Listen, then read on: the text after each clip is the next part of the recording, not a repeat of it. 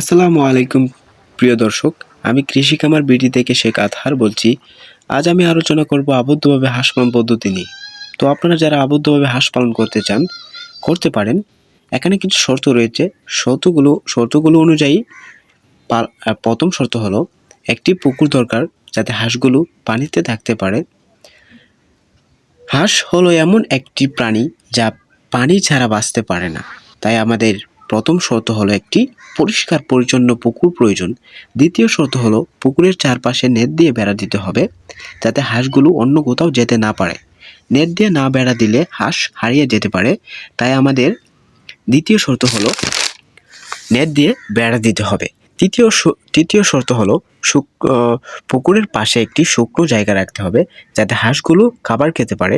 শুকনো জায়গা রাখার কারণ হলো হাঁসগুলো শুকনো জায়গায় খাবার খায়, তাই আমাদের তৃতীয় শর্ত হলো একটি শুকনো জায়গা রাখতে হবে। আর ভিডিও স্ক্রিনে যে হাঁসগুলো দেখতে পাচ্ছেন, এই হাঁসগুলো কাকি ক্যাম্বেল হাঁস ডিম উৎপাদনের সেরা একটি হাঁস।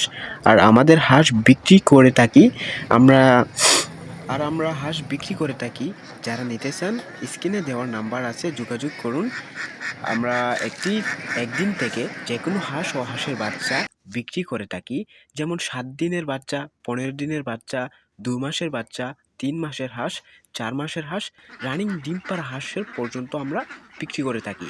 স্ক্রিনে নাম্বার দেওয়া আছে, যোগাযোগ করবেন।